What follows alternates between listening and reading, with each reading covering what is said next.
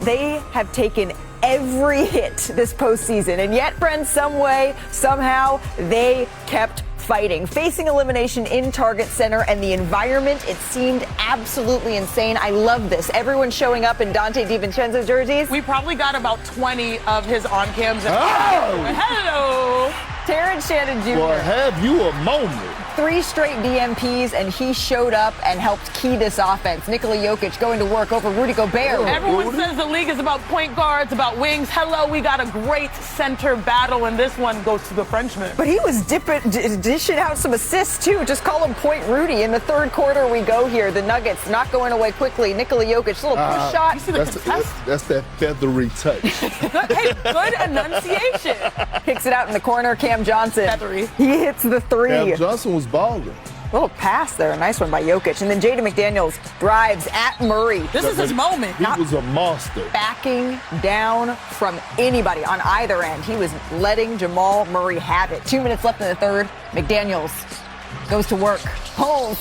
Can I say something, Malika? This is the best of playoff basketball. You have a team defying the odds, playing hard. They made me a fan. I won't get a tattoo, but they made me a fan. There may be some new tattoos happening in Minnesota. Tyus Jones can't quite get that one to fall. That's what I love. This was my favorite part. So the fight? Ain't nothing but a little push. No, what's the word, Malika? It's a little kerfuffle. It's not a full fight. It's just a little kerfuffle. So here's how the disciplinary action was handed down. Some technical fouls. Jokic, Clark, Naz Reid for their involvement in the scuffle, the kerfuffle. But that's how we like it. Play on. No one ejected. Midway through the fourth, Gobert. Look at Dime! Rudy. That's a dime! Look at Rudy. Point Rudy. He had 8 assists on the night, too, by the way. Foot elevated. That was crucial. Terrence Shannon Jr. elevates. The trust, the isolation at that point of the game. A-Rod starting to be able to feel it. Next Minnesota possession. McDaniels pulls. Giving me Kawhi Leonard vibes. The Birkin. Timberwolves, Not they just go bad. on to win this one and close out the series. Here's head coach Chris Finch for with his team. And they chose to play us. Great job, all fucking heart. Way to bring it. Good job. Let's go. Let's go. They fucking chose us. Here we go. They took it personal. I mean, Denver had the chance to pick who they wanted to play coming down the stretch, and they chose us. And we use that as a motivation all the way through preparation and through the series. They chose us. They didn't have to choose us. They chose us. And our guys were up for the challenge of that. Man, they say elephants don't forget. How about Timberwolves? They do not forget. And look at this, the Nuggets offense, that was the story of their entire season. They led the NBA in scoring during the regular season, but the Timberwolves didn't care. Their defense shut that down. Denver scored under 100 points twice during the entire regular season. Hey, how about their 6-game series against the Wolves? They were held under 100 3 different times. No Anthony Edwards, no Dante DiVincenzo or Ayo DeSumo, but the Wolves, they got Jaden McDaniels, and so do we off a dramatic Game 6 win. Jaden, thank you so much for joining us. We appreciate the time. Thank you for having me. We really do. I'm not sure how much you've been online or how much you've seen fans' reactions, but everyone's calling back that Anthony Edwards quote. They might have KD, in this case Jokic, but we have Jaden McDaniels, and you took on an entirely different role this series. Is this the best basketball you've ever played? Yeah, I would say it's probably up there for sure, rather than when I was in high school. But this is the biggest stage, and so, yeah, I'll count this as the best series, best game I've ever played for real. I mean, watching it, absolutely. It was so much fun to see. And did you hear that quote getting called back? You got Jokic, but we got Jaden McDaniels. Yeah, I seen it all week, all series. Everywhere I go on my phone, I see a little clip, and he be telling the truth. Hey, you know what? You backed him up. And I think there's a case that this was the best home win. I mean, obviously your individual performance, but as a team in franchise history, you're drawing comparisons to the We Believe Warriors, another team that the Dallas Mavericks chose to play. What do you think of that comparison? I mean, it's a great comparison. I'll say it's just the work that we put in as a team. Like, people staying ready. We have some injuries, but the young guys was ready. TJ, Nas stepped up, Bones, Jalen Clark. So, I mean, it's just a tribute to the work we put in and them just being ready to play. Yeah, Terrence Shannon Jr., great call out there. The fact that he was 3 straight DMPs and then came in that ready was pretty impressive to see. But one of my favorite pieces of this game is the entire team all of you walked in wearing Dante DiVincenzo's jersey, repping for him, and then he was actually on the sidelines to watch the win. Whose idea was it that everyone was going to wear this, and what did it mean to have him in the building? Mike put a couple of us in the group chat, just making us aware if we wanted to do it, and we always said if one of us going to do it, we don't going to do it. So it's pretty cool. It just shows how tight we are as a group, and like it's a family here, and that we all love each other, and we don't want to see one of our members going down. But it was great to see Dante on his scooter moving around and stuff. It was pretty cool just to see him in high spirits. So it's always nice seeing that. He had his foot elevated like above his chest, making sure that he was still following the doctor's orders, but was showing up for his brotherhood. Hey, when you have a defensive performance like the one that you had, we had to bring in a defensive stopper of our own. Kendrick Perkins is here with something for you. Hey, young fella, man, I want to say thank you. Thank you, because as a former player, I love the rivalry, the beef, the intensity of this series and what you brought to it. But look, you did an outstanding job, but another person that did an outstanding job is Rudy, right? And you talk about his impact against Jokic. Tell us more about Rudy, the type of guy he is, the teammate, how the level of focus going into that series with that matchup against Jokic. I mean, Rudy, he's a great teammate. I mean, he always wanted to see us succeed.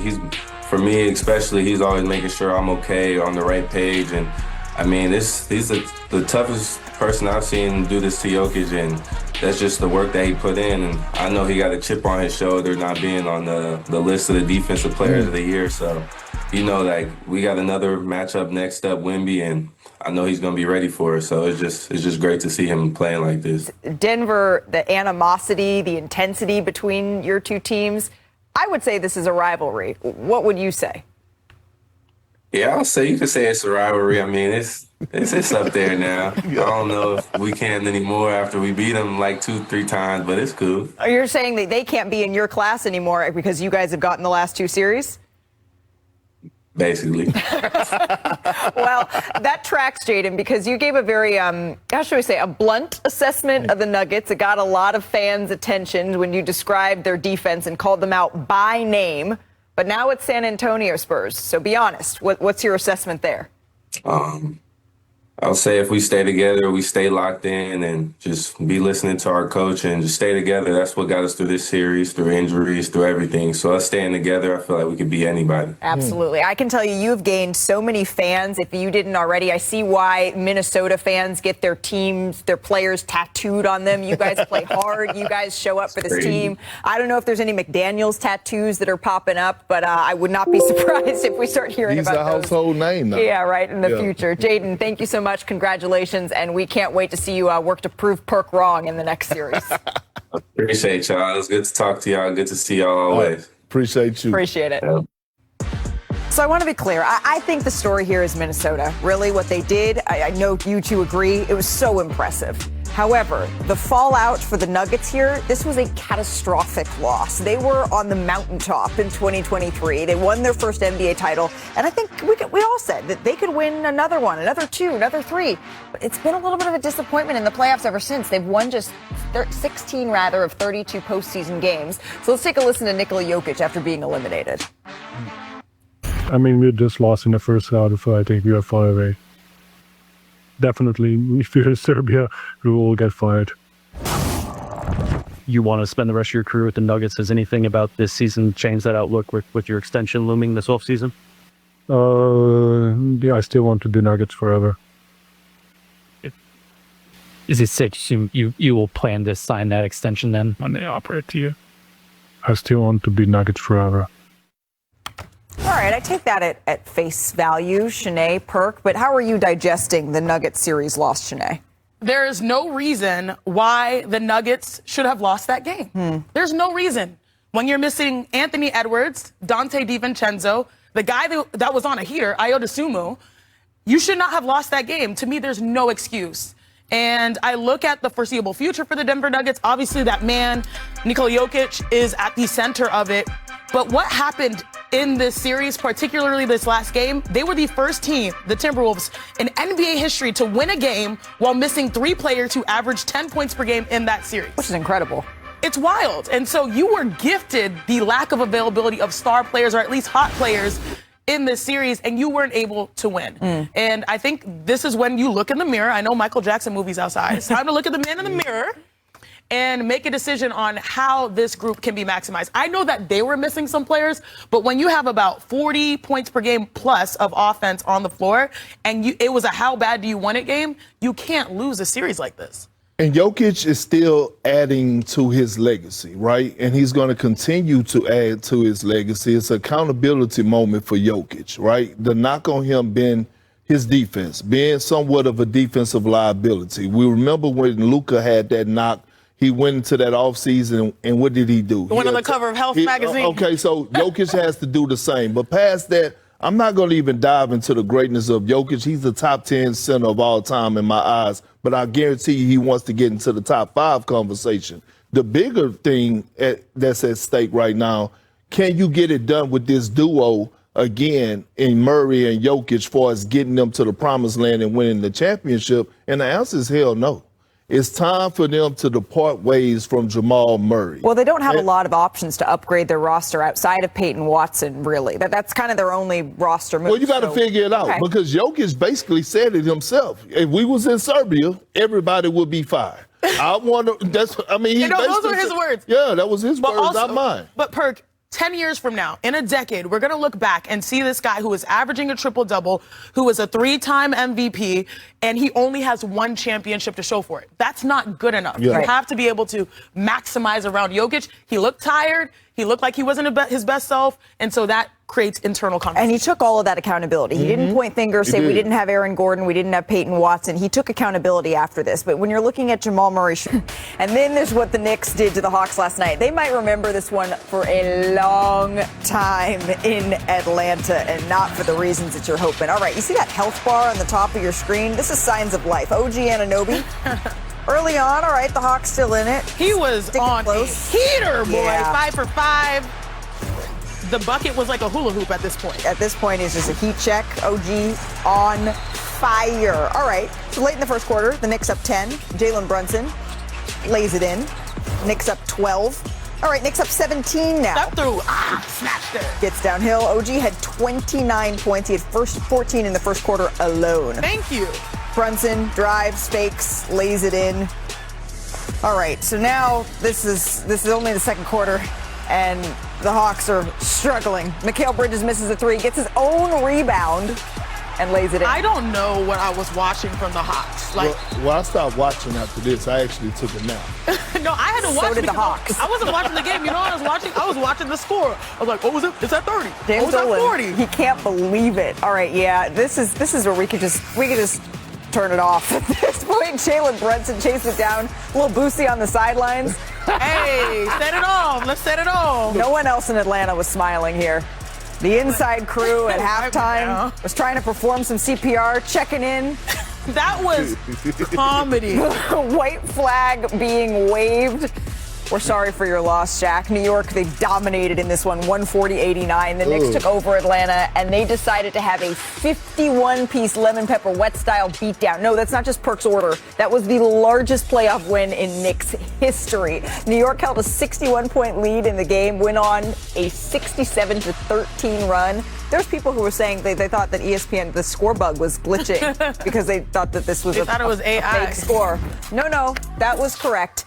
Meanwhile, Jason Tatum and the Celtics, they had a chance to land that knockout blow, but Joel Embiid, he showed up at home for the 76ers. Now, during a break, Jason Tatum, he was dealing with some discomfort in his left leg. He's running a little bit to loosen it up, but he did stay in the game. So we picked this up in the third quarter. Jaylen Brown rejected. Here come the 76ers the other way. Yeah, defense to offense. Kelly Oubre and Paul George, they have been doing an outstanding job one-on-one on their one-on-one defense against Jaylen Brown. Yeah, those fresh legs for Paul George. And here is where Tatum heads back to the locker room. He did not return to this game. So later in the quarter, defender on George, same result. Look, we're getting a little vintage PG right here. 23 points for Paul George. End of the quarter, Tyrese Maxey drives. Been cooking them all series. Talk about the Ferrari. Crafty little finish. 30 points for Maxey here. And now this is when Kenny was starting to wave that white, was it paper towels that he was waving around? The Celtics had pulled their starters. Joel Embiid, just a little sauce to finish this off. to Edgecombe in the corner for 3. He also had 8 assists last night. Embiid sharing a moment with his son post-game, and Philly goes on to win this one. Let's take a listen to Joel. I mean, I've been playing these guys for so long. I'm tired of losing to them. So we have a chance to accomplish, something special. Yeah, I expect to play. It was my other leg, so not the one I injured last year. I wasn't overly concerned. All things considered, we're in a great spot. Going home for a Game 7. Expecting a great atmosphere. Expecting a great fight from our group. Last 2 games wasn't the best, but you move on. So I'm looking forward to it. And I'm excited for Game 7. The Celtics, they've been known to stretch out a series. What is going on? And apparently, when New York has a beatdown like that, Stephen A. crashes in studio. He's feeling good today. What's going on, What's up, my babes? What's up, my babes? What's going on, girl? How you doing? What's up, big boy? Malika, life is just so good right now. I love the color right here, right there, the orange. You see the orange? Like the blue skies, You're getting it, what I'm saying? This is what we've been waiting for. We're going to the finals. Oh, the New York Knicks are going to the finals. We're going to the finals. We're going to the finals. Jaylen Brown, I hope you handle your business, but if you do, tomorrow, next week's going to be miserable. We got Boston. We going to get it. We going to get them. If it's the Sixers, Embiid, your brother, he going to get hurt. I'm sorry, he just going to get hurt, okay? And then, who's it going to be? It's going to be Orlando. It's going to be Detroit. We don't know. It don't matter. Neither's ready. Neither's ready. So Stephen A., last time I saw you were in D.C., and what did I ask you? I asked you for your location. Why? I was very, well, I was. What did I want to send to you? I don't remember. My doctor, because you were sweating. You were worried about the New York Knicks. I was very upset. I was worried about your blood pressure. And do you know they haven't lost since I went off? Did you see that motivational speech I dropped on them? That's what I'm saying. Malika, this is how it goes, okay? You got to get on them. Mikal Bridges wasn't handling his business. I was very upset. Karl Anthony Towns, he wasn't the focal point the way he needed to be. I was very upset. That was not motivation. That was you exercising demons. Did you watch all 140 of those? No, I did not. I didn't need to. The Knicks were up with 8 minutes left in the third quarter, 101 to 40. It's so bad. It's so bad. There's an APB out. I can't find Ludacris because, these guys chirp, all right? I couldn't find Ludacris. I couldn't find T.I. I don't know where they at. All my peeps in Atlanta, they just got, they disappeared. And I don't blame them because it's going to be a long off season for those people in the ATL. There was no magic in that city. There was no magic in that city last night. And that's all I'm going to say. All I'm going to say is keep that same energy. Hey, excuse me. What were you trying to say? If there's a rough game in the future, you're going to be orange and blue skies. You're good. You're happy. You know what? Listen. It's an emotional roller coaster. It's all right for us as men to show our vulnerabilities and to show our emotion every now and then. You did it last week, Shanae, when you were talking about the Houston Rockets when they were down. Look at them now. They're about to tie the series tonight. But I wasn't sweating. So we were talking about the 76ers in Boston. They're going to a Game 7. Who are your New York Knicks going to be facing in the next round? Honestly, Malika, I think it might be Philly. I don't like the way Boston's look, and I'm worried about Tatum. I'm really worried. He said, Shams came on show. Shams said he's going to play tomorrow. He's going to play in Game 7. I'm worried about Tatum playing in that game. Tim Grover always told me for years, Michael Jordan's famous tweet. Yeah, relentless. He said, hey, when you get an injury on one leg, you overcompensate on the other. And that's how it happens to the other leg. I'm worried about Tatum and his availability, even if he plays. I hope he doesn't get hurt. I don't wish that on anybody. But it don't matter. Either way, they both going down. It's just a matter of which one want to go down to New York. That's all I'm saying. You heard it here. It's just a matter of which one wants to go down to New York. Stephen A., it's always a better day when you come and join us on set. Well, I want to say this. It was a better day for me to be at the L.A. Lakers game the other night, and Malika Andrews came over and gave me this big, fabulous hug. And you know what I'm saying? And I was looking for my girl, Shanae, and I couldn't find her. I was like, where she was. And everybody saw sister, though. Everybody, that's right. The sister was there giving me love right there. Everybody saw the love and they gave me love. It was very, very touching, and I'll be there. We have 3 Game 6s tonight, so that means we have the potential to have the 2 best words in sports and get it 4 times in 1 round. That's the most in over a decade. So let's check in with some of the best reporters in the business as the stakes continue to climb in these playoffs. And let's start in Orlando, because the Magic, they have a chance to become the 5th team to pull off an 8-1 upset since the first round expanded to best of 7. Young Masuk, you're there. Do the Pistons seem like a team that's up against the ropes?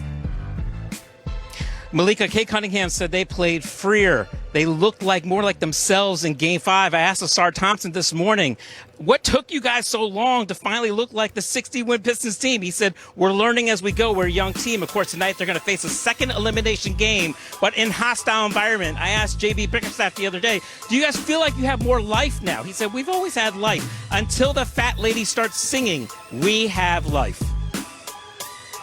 On the flip side, Franz Wagner, he's out tonight. So how much does that change the game plan for Orlando? Because he's been their Cade stopper. This is a game changer for the Orlando Magic because when he was the primary defender on Cade Cunningham in the first 4 games, Cade only made 6 field goals and had 6 turnovers. Right. He was in a boot in Detroit. He was ruled out yesterday before this game. If this series is extended to Game 7 on Sunday, it's looking highly unlikely that he would be able to play in that. Thank you very much. Let's go out to the 6, where we got a Game 6. Brandon Ingram is listed as doubtful for Toronto's win or stay home game against the Cavaliers. Jamal Collier, you're there. It's been kind of an uninspiring start to the playoffs for Cleveland. Did they feel like they need a big night from their backcourt? Yeah, Malika, we've been waiting for that big night from Donovan Mitchell, especially. But Mitchell said he doesn't really care about that. In fact, we've seen the big game scoring Donovan Mitchell, and he said, actually, we see how that movie ends. And that's why the other night when Dennis Schroeder got it cooking in the 4th quarter, he told Kenny Atkinson, leave Dennis out there. It was good to sit on the bench. I asked James Harden, what are they going to need to win this Game 6 tonight? He said, everything. Everything. All right. Well, we're going to be tuned into that, Jamal. Thank you. Let's shift out to the West because we could see some history on our hands. The Rockets, they are trying to become the first team to come back from an 0-3 deficit, and we all know that's something LeBron James, he does not want on his resume. Dave McMenamin, the Lakers, they failed to crack the century mark in either of their last 2 losses. So how are they trying to find their level and avoid a Game 7 here? Yeah, Malika, LeBron also doesn't want to exchange the war of words between both sides this series. Jabari Smith Jr. said the Rockets are obviously the better team. I asked LeBron about that after Game 5. He said, I'm too old for that bleep. And the game is won in between the 4 lines. Where the Lakers are struggling in between those 4 lines are with their turnovers. They had 15 of them, leading to 18 points for the Rockets in Game 5. Marcus Smart committed 6 of them. He said, we're not giving ourselves a chance by the way we're turning the ball over. If they do that, they should have a better game plan. And then they got to continue to feed the beast inside. DeAndre Ayton, 37 points, 27 rebounds in games 4 and 5. He is trending in the right direction, even though the Lakers in the series are not. Dave, thank you very much. The Lakers, of course, they also got Austin Reeves back for Game 5, but they relied heavily on him and LeBron. That duo created 77% of the team's points in the loss. And that lack of balance, it had Big Perk making a big prediction on yesterday's show. They are in trouble. As a matter of fact, the Rockets are going to win this series. Ooh. Everything right now, the Rockets, wow. Yes. History. Yes, making history. And I'm sorry because Braun is going to be on the wrong side of it. But right now in this series, it favors the Rockets. Hello, world. You damn right I said it. I'm going to say it again. The Rockets about to make history. I got my family up here, H-Town legend. Damn it, the legends going to be in the building. Paul Wall, Slim Thug, Bun B, the list goes on. You know why? Because they have found their identity on the defensive side of the basketball. And the Houston Rockets has held the Los Angeles Lakers under 100 points in the last 2 games. Let's talk about this matchup. Games 1 and 2, Luke Kennard was having it his way. 20 points plus in each one of those games. And all of a sudden, this beast, Alman Thompson, got the assignment. And look right here, the athleticism, the length, it bothered him, blowing up the screens, not being able to get in screens. Look at him, the awareness right, of knowing where Luke Kennard is at. And look at the recovery on this one by Ahmed Thompson. Give me that. You want to see some real numbers? Look at these numbers right here. Since game 2 in the last 3 games, Ahmed Thompson has guarded him 111 times. Guess how many points Luke Kennard has scored? I can guess 1. 1! 1! You talking about an elite defender? You talking about a guy that's setting the tone? This is what you call a tone setter. H-Town stand up. Burke, what's your area code? I have a 281. I'm 409, but I'm adopted in Houston. Okay, that's fine. 713-832. If we're going to make a case for the Houston Rockets, it's also about the defensive job that they're doing on LeBron James, just trying to wear him down. LeBron James has had to carry a lot of weight for the Los Angeles Lakers, and this is what I like to call active recovery, because on this possession, the Lakers actually get a steal. They're off to the races, but instead, where's LeBron James? Time is going by. It's 5 seconds. There's an offensive rebound. Where's LeBron? It's because he's resting on the play. He doesn't enter the picture until almost 11 seconds goes by, because this man is playing so many minutes, max minutes. He did not sign up for this. He knew that Austin Reeves, obviously Luka Doncic were the primary options, especially the second half of the season. But when you look at the minutes per game, here are the leaders in the Lakers-Rockets series. Amen Thompson, Jabari Smith Jr., Alperen Sengun, and one member of the Los Angeles Lakers. But check out the ages. 23 years old, 22,